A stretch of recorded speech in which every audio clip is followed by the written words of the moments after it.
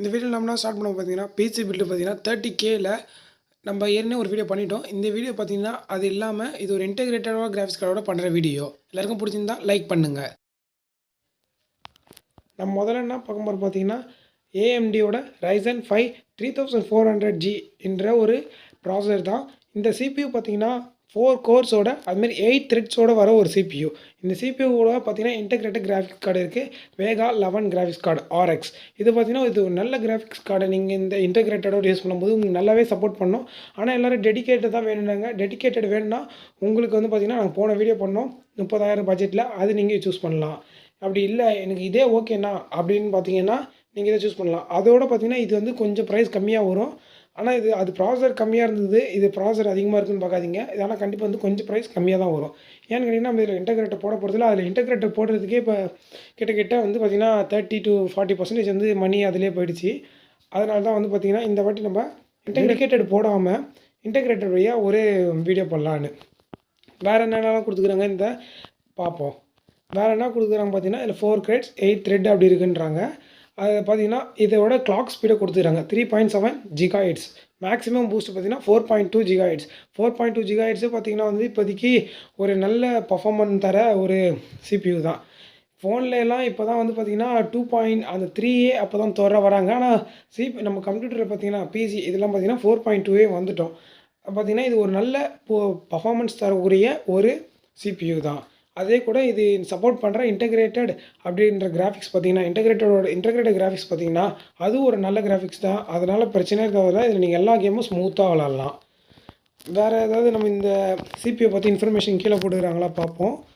கீழே பார்த்தீங்கன்னா graphics card integrated போட்டாங்க. இதோட வெயிட் பார்த்தீங்கன்னா 500 கிராம். ப்ராசர் கவுண்ட் அதான் எத்தனை கோர் இருக்குன்னு பார்க்கறது பார்த்தீங்கன்னா 4. என்ன பிராண்ட் பார்த்தீங்கன்னா AMD. இதெல்லாம் நம்மளுக்கே தெரியும். இது வந்து நம்ம சொல்லணும் இல்லை. கம்ஃபர்டபுள் டிவைஸ் அதில் AM4 motherboard BIOS updated. AM4 வந்துன்ற மதர் போர்டு கூட தான் வந்து சப்போர்ட் பண்ணணுன்னு அதிலே போட்டுக்கிறாங்க. சரி வாங்க நம்ம அடுத்து பார்த்திங்கன்னா மதர் போர்டை பார்ப்போம்.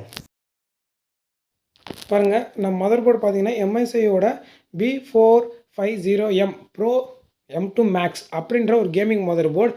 இது ATX மதர் போர்டு சாக்கெட்.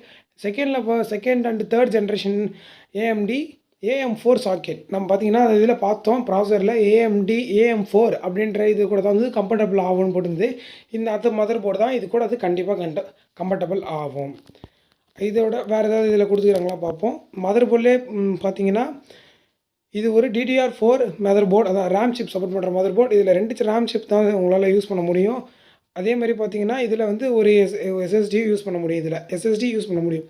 இது பார்த்திங்கன்னா போன ஜென்ரேஷன் அதாவது B450M Pro M2ஓட ஜென்ரேஷனோட இது மேக்ஸ் அப்கிரேட் பண்ணிக்கிறாங்க இது இந்த மதர் போர்டை. அதனால் பார்த்திங்கன்னா அதோட இது வந்து பார்த்திங்கன்னா ஓரளவுக்கு பார்த்திங்கன்னா நல்லாவே இம்ப்ரூவ்மெண்ட் பண்ணியிருக்காங்க. அடுத்து இந்த இதை பற்றி எதாவது கொடுத்துக்கிறாங்களா பார்ப்போம். ப்ரைஸ் கொடுத்துக்கிறாங்க 6700. Graphics card interface PICE slot அப்படின்னு பார்த்தீங்கன்னா பெரிஃபெரல் காம்பனன்ட் இன்டெகிரேட்டட் எக்ஸ்பிரஸ். நம்ம டெடிக்கேட்டடாக ஒரு கிராஃபிக்ஸ் கார்டு போடணுன்னா அது வழியாக யூஸ் பண்ணி போட்டுக்கலாம். இதோட மேக்ஸிமம் கெப்பாசிட்டி பார்த்தீங்கன்னா 32 GB. உங்களால் 16 GB ப்ளஸ் இன்னும் 16 GB 32 GB நீங்கள் உங்களால் யூஸ் பண்ணிக்க முடியும் ரேம் சிப். ஓகே நம்ம அடுத்ததான் என்ன பார்க்க போகிறோம் பார்த்தீங்கன்னா ரேம் பார்த்தீங்கன்னா காய்ஸரோட வேகன்ஸ் LPX அப்படின்ற பார்த்தீங்கன்னா 8 GB ரேம் ஒன்று வாங்கிக்கிறோம். இது 3200 mAh அப்படின்ற வரைக்கும் பார்த்தீங்கன்னா உங்களால் அந்த ஸ்பீடை ரன் பண்ண முடியும். இப்போ வர அந்த DDR4 லேம்ஸ்லாம் பார்த்தீங்கன்னா 2600. இது வந்து பார்த்திங்கன்னா ஒரு பெஸ்ட்டு தான். நீங்கள் ஏன் 3200 போனால் பார்த்தீங்கன்னா மோஸ்ட்லி ரெண்டுமே வந்து ப்ரைஸ் வந்து கிட்ட தான் வருது. நீங்கள் இதை வாங்கி அப்கிரேட் பண்ணாலும் நீங்கள் வேறு ஏதாவது பிசி மாறும்போது உங்களுக்கு இது வந்து ஹெல்ப்ஃபுல்லாக இருக்கும். அப்போ நீங்கள் போய் அப்போ வந்து ரேட் அதிகமாக இருக்கலாம், ஏன்னா இப்போ கம்மியாக இருக்குது. அப்போ ரேட்டாக இருக்கலாம், ஃப்யூச்சரில் ரேட் அதிகமாக இருக்கும்போது நீங்கள் இதே யூஸ் பண்ணிங்கன்னா உங்களுக்கு வந்து பெனிஃபிட்டாக இருக்கும். அடுத்து பார்த்திங்கன்னா ரேமை போட டீட்டெயில்ஸ் பண்ணிடுறாங்க. இது அலுமினியம் ஹீட்டை வந்து பார்த்திங்கன்னா ஸ்ப்ரெட் பண்ணுமா. இது வந்து நீங்கள் அலுமினியம் ஹீட் அதான் ஹீட் ஆகும்போது பார்த்திங்கன்னா அது வந்து இது பண்ணுமா.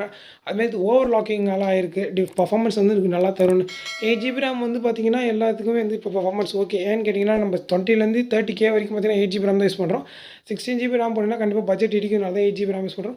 8 GB ரேமே பார்த்திங்கன்னா உங்களால் எல்லா கேமும் வந்து பார்த்திங்கன்னா மீடியம் செட்டிங்ஸில் கண்டிப்பாக விளாட முடியும். அதுக்கு ஏற்ற processor and integrated graphics card அது டெடிக்கேட்டட் கிராஃபிக்ஸ் கார்டு இருந்தால் ஓகே.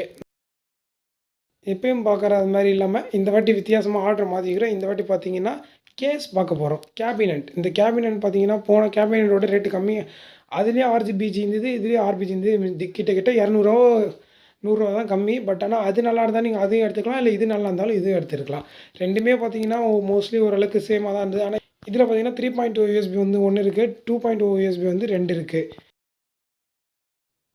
அடுத்து என்ன பார்த்தீங்கன்னா, சர்க்கிள் அப்படின்ற ஒரு பவர் சப்ளையோட அதாவது எஸ்எம்பிஎஸ் நம்ம வந்து இந்த யூஸ் பண்ணிட்டு இருக்கிறோம் கம்பெனிலேருந்து. ஏன் இப்போ நம்ம ஃபஸ்ட்லாம் வந்து பார்த்தீங்கன்னா ஜெப்ரானிக்ஸ் யூஸ் பண்ணியிருந்தோம், அது பட்ஜெட்டுக்காக. அடுத்து பார்த்தீங்கன்னா கூல் மாஸ்டர் யூஸ் பண்ணியிருந்தோம், அது ரொம்ப ரேட் அதிகமாக இருந்தது. அதோட கம்மியாக அதை கம்மி பண்ணிக்கிட்டிங்கன்னா வேறு ஏதாவது வாங்க போகிறதுக்கு தேவைப்படும் அப்படின்றது ஒரு எனக்கு யோசனை வந்துச்சு. அதனால் பார்த்தீங்கன்னா இந்த வாட்டி நம்ம சர்க்கிள்ன்ற எஸ்எம்பிஎஸ் 450 வாட்ஸ் ஒரு எஸ்எம்பிஎஸை இந்த வாட்டி யூஸ் பண்ணியிருக்கோம். இது 1250 ரூபா அப்படின்ற ப்ரைஸ் ரேஞ்சுக்கு அவைலபிளாக. இதில் பார்த்தீங்கன்னா 2 வேரியண்ட் இருக்குது. இதில் வந்து பார்த்தீங்கன்னா ஒரு எண்ட் பர்ஃபார்மன்ஸ் தர ஒரு பவர் சப்ளை அப்படின்னு இதில் போட்டிருக்கிறாங்க. இது பார்த்தீங்கன்னா ஒரு நார்மலான ஒரு சப்ளையர் தான். இது நீங்கள் 450 வாட்ஸ்ன்றது பார்த்தீங்கன்னா இந்த பட்ஜெட் வரைக்கும் நமக்கு ஓகே. ஆனால் இதுக்கு மேலே போனோம்னா கண்டிப்பாக 550 வாட்ஸ் வாங்கி தான் ஆகணும். நம்ம 30 பட்ஜெட் வரைக்கும் வந்து 450 வாட்டே ஓகே.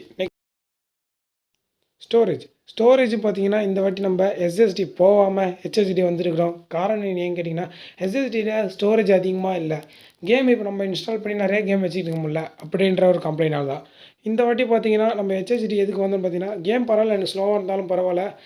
ஸ்லோவாக இல்லைன்னு சொல்ல, கேம் வந்து எனக்கு கொஞ்சம் ஸ்பீடு கம்மியானாலும் பரவாயில்ல, நான் ஹெச்எஸ்டியே வாங்கலாம் அப்படின்ற வந்து நிறைய பேர் சொன்னாங்க. சரின்னு சொல்லிட்டு தான் வந்து பார்த்தீங்கன்னா இந்த வாட்டி ஹெச்எஸ்டிக்கு போனோம். 1 TB. இந்த எஸ்எஸ்டியும் பார்த்தீங்கன்னா ஒரு நல்ல எஸ்எஸ்டி தான். 6 ஜிகாபைட்ஸ் வரைக்கும் வந்து பார்த்தீங்கன்னா அதால் ஸ்பீட் பண்ண முடியும். இது பார்த்தீங்கன்னா ஆஃபரில் 8,000லேருந்து இப்போ 3,800க்கு சம்திங் அப்படின்ற ஒரு ப்ரைஸ் ரேஞ்சில் வருது. அவ்வளோதான், இந்த வீடியோ முடிஞ்சிச்சு. இதெல்லாம் உங்களுக்கு பிடிச்சிருந்ததுன்னா நீங்கள் வந்து இதை வாங்கி இதை நீங்கள் யூஸ் பண்ணி பார்க்கலாம். அப்படி இந்த வீடியோ உங்களுக்கு பிடிச்சிருந்ததுன்னா லைக் பண்ணுங்கள், பிடிக்கலைனாலும் டிஸ்லைக் பண்ணுங்கள். இந்த வீடியோவில் நாங்கள் எதாவது தப்பாக சொல்லியிருந்தோன்னா அதை வந்து நீங்கள் கமெண்டில் சொல்லுங்கள். நாங்கள் வந்து அடுத்த வாட்டி பண்ணும்போது அதை திருத்திக்கிறோம். பாய்.